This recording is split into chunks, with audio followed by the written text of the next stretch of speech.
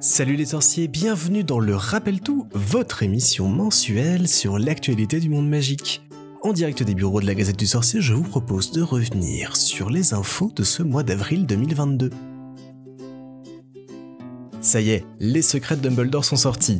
Le film a très bien commencé en France, c'est d'ailleurs le second meilleur démarrage de l'année derrière The Batman.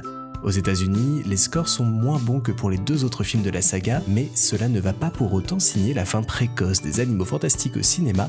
On vous explique cela dans notre analyse. Les Secrets de Dumbledore est également sorti en Chine dans une version légèrement raccourcie, Warner Bros ayant accepté la demande faite de retirer les dialogues évoquant explicitement les sentiments de Dumbledore envers Grindelwald. Une décision que je regrette à titre personnel, même si l'esprit et la relation unissant les deux sorciers restent bien présentes à l'écran malgré tout. Quant à savoir ce que la rédaction de la Gazette a pensé du film, je vous invite à découvrir notre critique dédiée sur le site. Attention cependant, elle contient de nombreux spoilers et ne mâche pas toujours ses mots. Et ne manquez pas de découvrir ou de redécouvrir notre reportage tourné au Grand Rex à l'occasion de l'avant-première française du film, ainsi que l'épisode spécial de notre podcast Salut les sorciers. Le jeu mobile Harry Potter Hogwarts Mystery fête ce mois-ci ses 4 ans. L'occasion pour les équipes de Jam City qui développent le jeu de proposer de nouveaux contenus et expériences inédites. Parmi ces dernières, il est maintenant possible de découvrir certains lieux de Poudlard en 3D et d'y déambuler librement pour y jeter des sorts.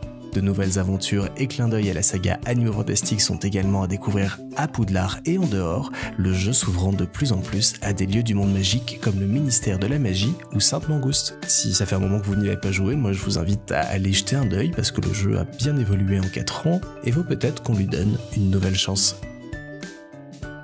Ce 1er juillet, vous pourrez découvrir un tout nouveau décor au sein du studio tour de Leavesden, les serres de botanique. Elles viendront remplacer la maison des Potter dont l'état se dégradait depuis des années.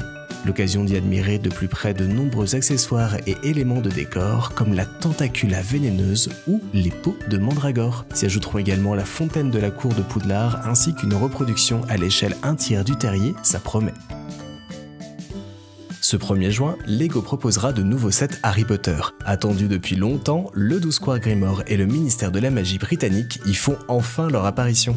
Et avec la cabane hurlante, le bureau de Dumbledore ou encore le sauvetage de Sirius, il y en aura pour tous les goûts. J'ai déjà personnellement jeté mon dévolu sur le Magyar à pointe qui a l'air magnifique.